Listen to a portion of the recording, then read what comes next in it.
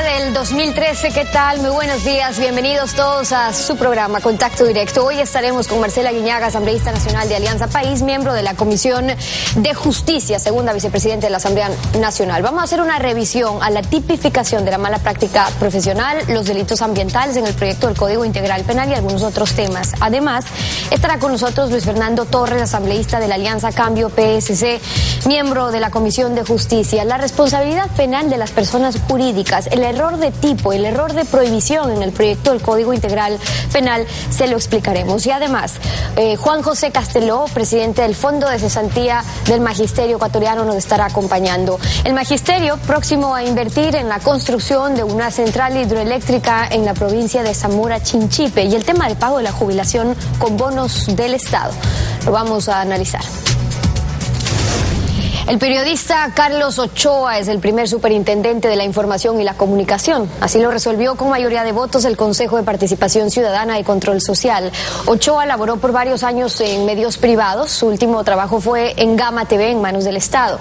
El periodista era el primero de la terna enviada por el Ejecutivo. Ahora la Asamblea Nacional deberá posesionarlo en los próximos días.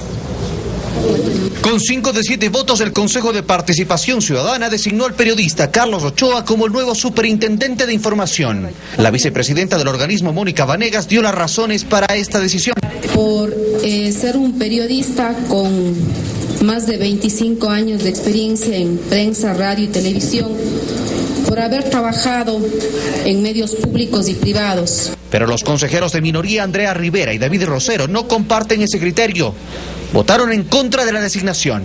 La Constitución, en el artículo 232, prohíbe el conflicto de intereses entre las autoridades de regulación y quienes vayan a ser regulados. Hemos demostrado hasta la saciedad que no hay conflicto de intereses, por cuanto claramente queda demostrado en los expedientes de que las personas que integran la terna no son accionistas, dueños de ningún medio de comunicación. El nuevo superintendente tendrá un periodo de 5 años y entre sus funciones están las de supervisar y ordenar el cumplimiento de la ley de comunicación, investigar y resolver denuncias en esa materia y, de ser el caso, aplicar sanciones a quienes incumplan la norma. Carlos Ochoa se pronunció sobre su designación a través de Twitter. Dice: agradezco a mi patria por la oportunidad que me brinda de servirla, siempre pensando que la ley es la ley, ni se tranza, ni se negocia, se cumple.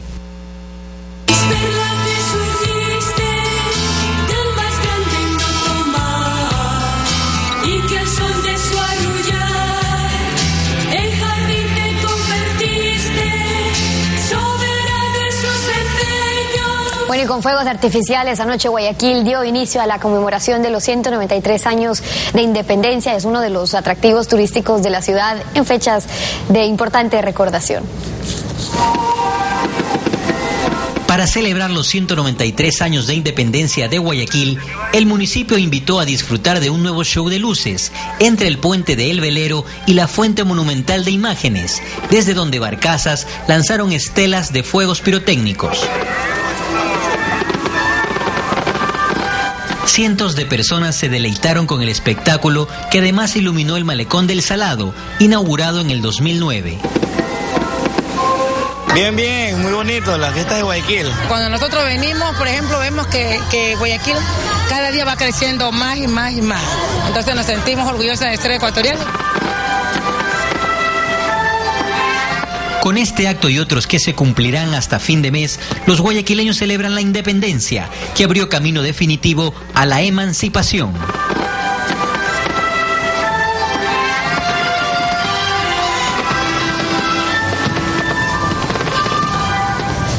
¿Qué tal, Lenín? Buenos días. El país conmemora 193 años de la independencia de Guayaquil y la ciudad lo celebra. Estefe, amigos televidentes, muy buenos días para todos. Así es, la ciudad vive sus fiestas con intensidad, las vive con alegrías. Actividades no faltan para desarrollarse durante estos días de celebración.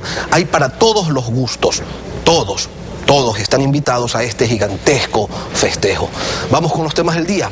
La Asamblea se ha impuesto como meta aprobar el Código Integral Penal en esta semana. Corren contra sus propios tiempos y una de las novedades con las que nos encontramos en este proyecto está en el artículo 145, que refiere al homicidio culposo por mala práctica profesional.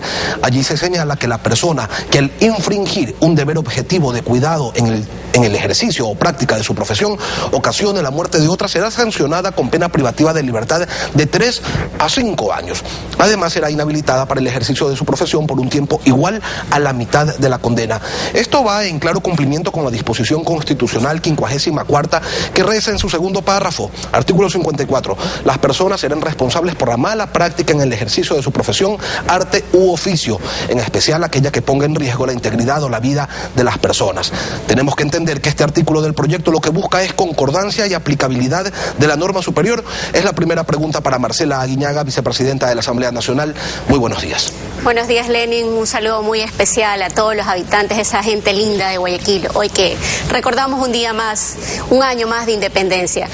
Bueno, usted lo manifestó claramente. Efectivamente, lo que está haciendo el Código, esta elaboración del Código Integral Penal, es recoger lo que dispone el artículo 54 de la Constitución respecto a que las personas respondemos por mala práctica profesional, arte u oficio, y si eso da como resultado poner en riesgo la integridad o la vida de una persona.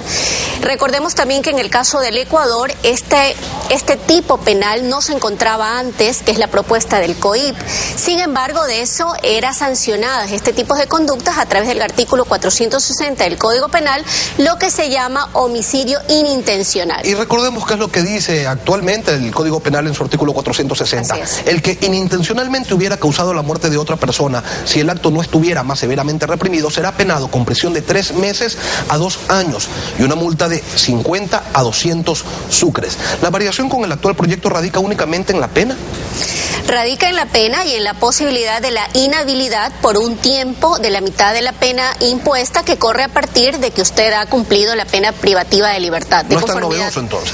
O sea, se amplía la pena en el sentido de que, recordemos, y ahí es un tema muy importante y un mensaje a los médicos, a los que esto ha generado la reacción, porque el tipo penal es mala práctica profesional. Es decir, todas las personas que ejercemos una actividad y que ponemos en riesgo la vida de una persona o, consecuentemente, como resultado de ello, por ser una infracción del deber objetivo de cuidado, básicamente ha ocasionado la muerte de una persona. Esto quiere decir que la pena es mayor de 3 a 5 y la inhabilidad para el ejercicio de esa profesión. La quiero invitar a escuchar un par de criterios sobre este tema, criterios del doctor Alberto Narváez, titular de la Federación Médica Ecuatoriana, y del presidente de la República, Rafael Correa.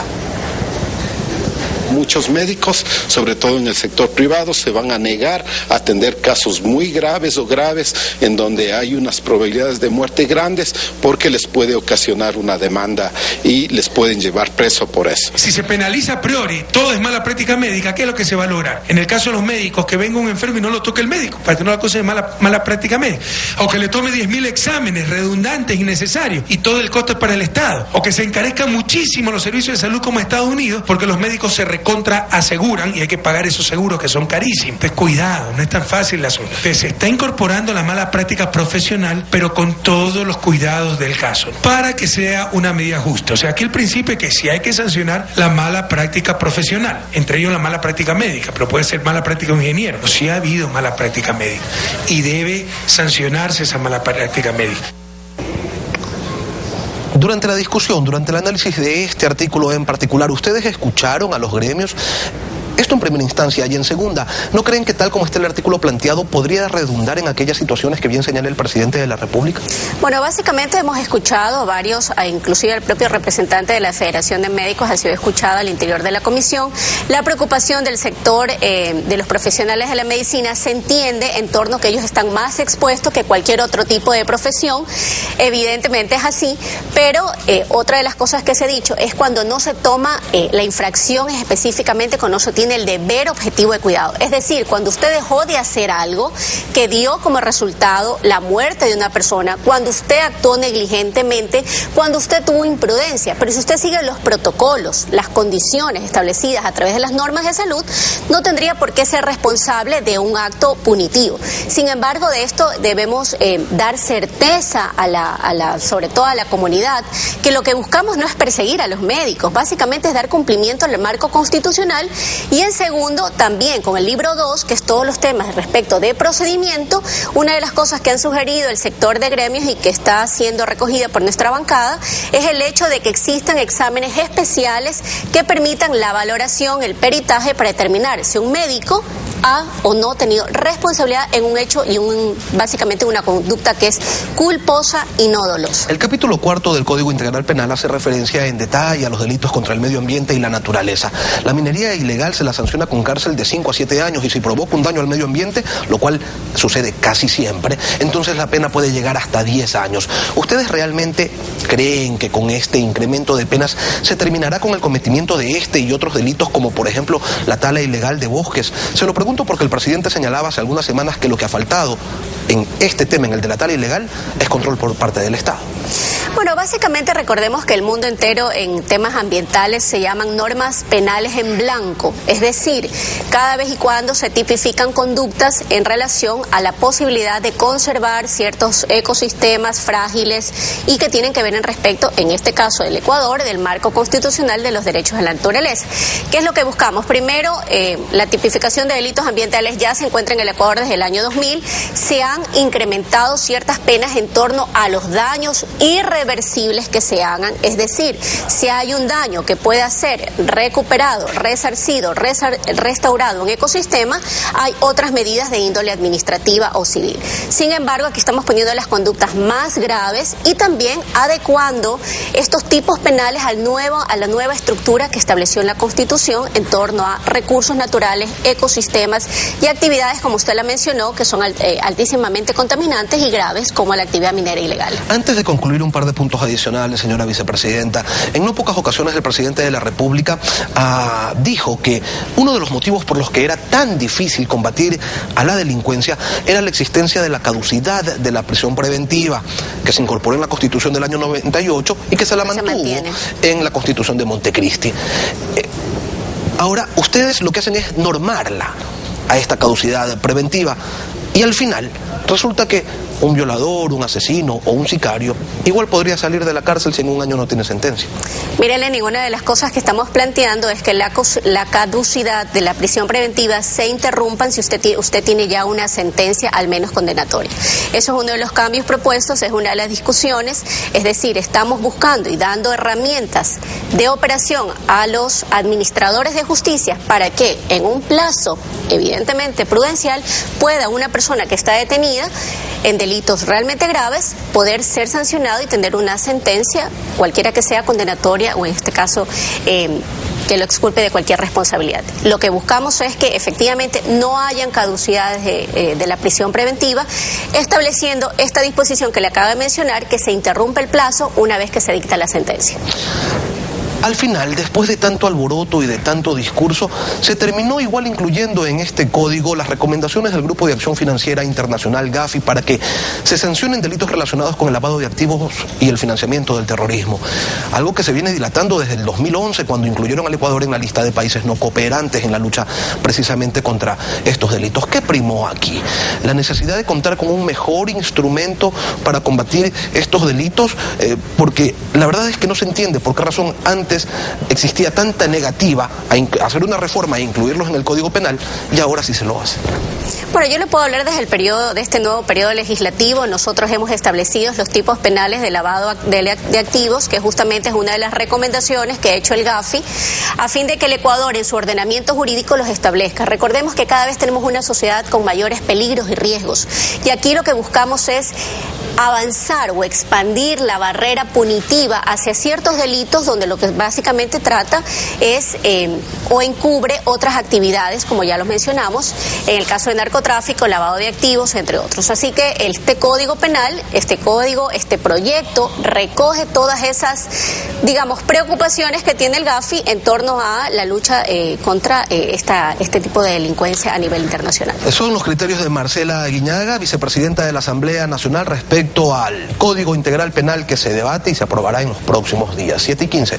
Estefi, tú continúas. Tiempo de una pausa. Cuando regresemos estaremos con Luis Fernando Torres. La responsabilidad penal de la persona jurídica y las figuras de error de tipo y error de prohibición que podrían ser utilizadas por la propia delincuencia para evadir la justicia, lo vamos a analizar y examinar con los artículos. Después de esta pausa, quédese con nosotros. La primera pequeña mentira que se contó en nombre de la verdad, la primera pequeña injusticia que se cometió en nombre de la justicia, la primera minúscula inmoralidad en nombre de la moral, siempre significarán el seguro camino del fin. Lo dijo Václav Havel, escritor, dramaturgo y político checo.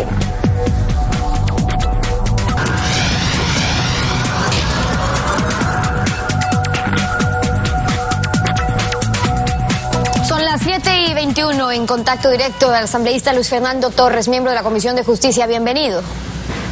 Buenos días, muchísimas gracias por esta invitación. El código que hoy empiezan a debatir establece delitos por los cuales una persona jurídica pasa a tener responsabilidad penal. Para que nuestros televidentes lo tengan claro, ¿qué significa aquella responsabilidad penal y por qué usted defiende la postura de que la responsabilidad penal solo puede recaer sobre la persona natural? Actualmente no existe responsabilidad penal sobre las personas jurídicas de derecho privado. En el artículo 52 del nuevo Código se establece una responsabilidad penal en términos completamente abiertos. En la legislación comparada se ha establecido la responsabilidad penal de las personas jurídicas de derecho privado para cierto tipo de delitos, fundamentalmente los económicos. En el artículo 52 no hay límite alguno. Una persona jurídica de derecho privado, compañía anónima, compañía limitada, corporación, fundación o cualquier otra figura societaria o asociativa, está sujeta a esta responsabilidad, que la asume por sí misma con sanciones propias para la persona que podrían pasar por la multa y llegar a la extinción de la persona jurídica. Bueno, el artículo 52 al que usted se refiere habla sobre la responsabilidad de las personas jurídicas y dice que las personas jurídicas nacionales o extranjeras de derecho privado son penalmente responsables por los delitos cometidos para beneficio propio o de sus asociados, y ahí prosigue, por la acción o omisión de quienes ejercen su propiedad o control, los órganos de gobierno, apoderadas, mandatarias o mandatarios, representantes legales, agentes operadores u otros factores, delegados por terceros que contractualmente o no se inmiscuyen en una actividad de gestión. También incluye a los ejecutivos principales, quienes cumplen actividades de administración, supervisión, dirección y en general, dice, por quienes actúen bajo las órdenes o las instrucciones de las personas naturales citadas. O sea, por lo que cometa para tenerlo en términos claros, por lo que cometa un empleado bajo la dirección de un ejecutivo, responde la persona jurídica penalmente. ¿Cómo procedería? Perfecto, así es, así lo redactaron en el Código Penal Integral. Respondería la persona jurídica por lo que haga un dependiente, pero no solo la persona jurídica, también podría responder el gerente, los socios, los accionistas. Está tan mal redactado ese artículo que va a generar incertidumbre y zozobra. Y hay un asunto más grave. Si se procesara penalmente a una persona jurídica, podría el fiscal pedirle al juez de garantías penales que dicte una medida cautelar, que sería la suspensión provisional de actividades de la compañía anónima, de la compañía limitada. Y luego, si viene una sentencia, se podría llegar a la clausura definitiva. Está bien penalizar a las personas jurídicas que se dedican, por ejemplo, o se utilizan para cometer delitos execrables, delitos graves. Hable usted de narcotráfico, lavado de activos, trata de personas, grandes defraudaciones de orden económico y financiero. Pero para otro tipo de infracciones, como prevé nuestro código, me parece que en el Ecuador sería un elemento para generar inseguridad jurídica y desincentivar la inversión privada que tanto se necesita. Si dentro de las penas de las personas jurídicas está, como usted dice, la clausura temporal o definitiva de sus locales o establecimientos y la extinción de la persona jurídica o del establecimiento, ¿cuáles serían, aparte de la inseguridad jurídica, algunos otros riesgos que usted advierte podrían derivar de aprobarse así, tal cual como está ese artículo? tendrían las personas jurídicas de derecho privado, porque aquí no están las públicas. Una compañía anónima, si está privada, una compañía limitada, una fundación, una corporación, tendrían que tener mayores recaudos, mayores controles, estar sujetas a permanentes riesgos de que cualquier persona presente una denuncia contra la persona jurídica para involucrar a la persona jurídica, a su gerente, a sus órganos directivos, a sus socios, a sus accionistas, a sus miembros. En otras palabras, con esta responsabilidad tan abierta de la persona jurídica de derecho privado, ciertamente que se complica la actuación de todos aquellos que de alguna manera están vinculados a esa figura social. Gina Godoy, que es también miembro de la Comisión de Justicia, argumentaba que esto no es nada nuevo, que no es un invento, que también se está dentro de la legislación, se ha incluido también en otros países. ¿En dónde? ¿Cuál es la norma?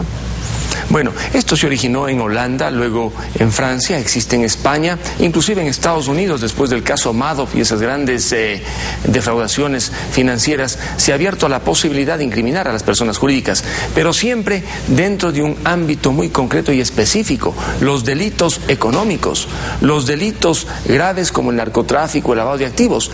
En nuestro proyecto de Código Penal Integral, en cambio, la responsabilidad y las sanciones para personas jurídicas son completamente abiertas. Es un tipo penal dentro del cual cabe todo, a tal punto que, como usted mismo ha concluido luego de leer ese artículo, por lo que haga un dependiente puede responder el gerente, el socio, el accionista o cualquiera de un cuerpo directivo, además de la propia persona jurídica.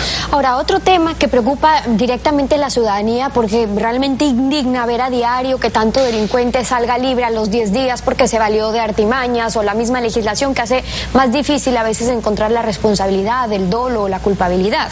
El artículo 29 habla del error de tipo. Dice: no existe infracción penal cuando por error o ignorancia invencibles debidamente comprobados se desconocen uno o varios de los elementos objetivos del tipo penal. Y el artículo 37 habla del error de prohibición y dice: existe error de prohibición cuando la persona por error o ignorancia invencible no comprende la ilicitud de la conducta. Si el error es invencible, no hay responsabilidad penal. Si el error es vencible, se aplica la pena mínima prevista para la infracción reducida en 1/3.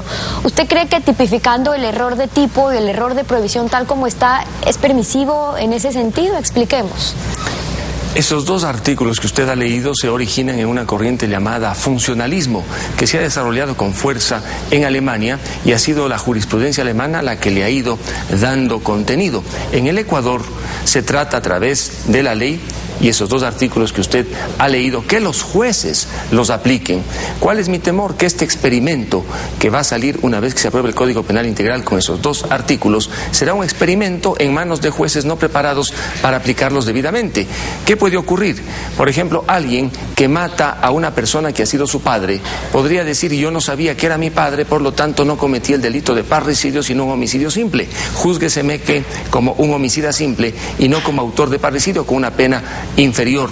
También podría ocurrir en el ámbito sexual, por ejemplo, y esto analizamos en la comisión, que alguien que tiene una experiencia sexual con una menor diga: yo no sabía que era menor, porque las características físicas de la persona con la que estaba daban para entender que era mayor de edad. Por lo tanto, en este caso no debería ser incriminado ni juzgado por un delito que sanciona cuando existen relaciones con menores de edad.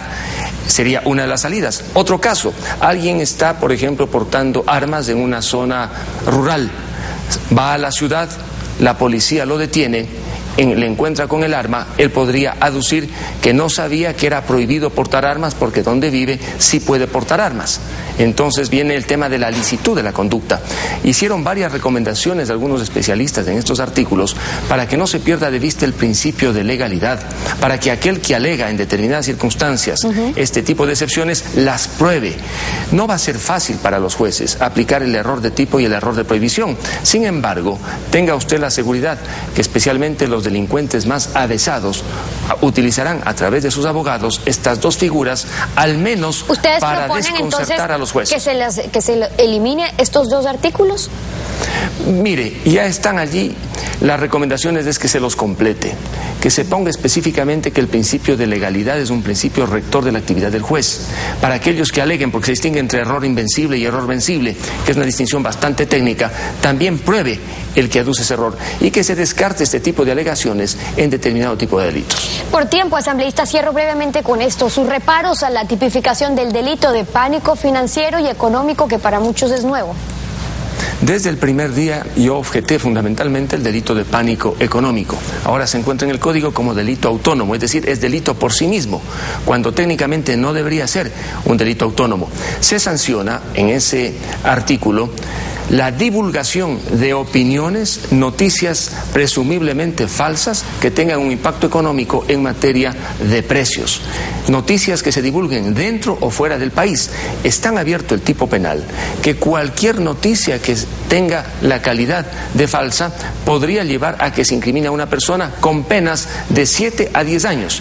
Esto significa que si a alguien que ha opinado o ha emitido la noticia se le procesa penalmente, inmediatamente se le dicta la orden de prisión preventiva, porque en penas mayores a 5 años existe la obligación del juez, por regla general, de dictar la prisión preventiva, y no hay forma de beneficiarse, por regla general tampoco, de ninguna medida cautelar.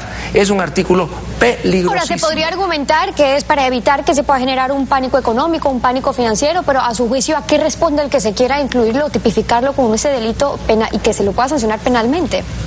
Bueno, lo primero, consta en este código como delito autónomo, es decir, delito por sí mismo. Uno de los especialistas que acudió a la comisión dijo: están equivocados. En ninguna legislación comparada el delito de pánico económico es delito autónomo. 2, es un instrumento para callar a aquellos que quieran hacer opiniones, a aquellos que divulguen noticias. Bastaría dárseles a estas opiniones o noticias la condición de falsas y que tengan un impacto económico en el tema de los precios para que se abra un proceso penal. Posiblemente no haya sanción, no haya sentencia, pero el solo hecho de involucrarle a una persona que divulgue estas noticias en el proceso penal ya le lleva a tener sobre sus hombros una orden de prisión preventiva y el problema del proceso penal. Son las observaciones de Luis Fernando Torres, asambleísta, acompañándonos hoy en Contacto Directo. Gracias por haber estado con nosotros. 7:32, pausa. Cuando volvamos, Juan José Casteló: cientos de maestros que pertenecen al Fondo de Cesantía del Magisterio invertirán en una central hidroeléctrica. Y además, vamos a hablar del tema del pago de las jubilaciones con bonos del Estado. Lo conversamos al volver. Quédese en nuestra sintonía.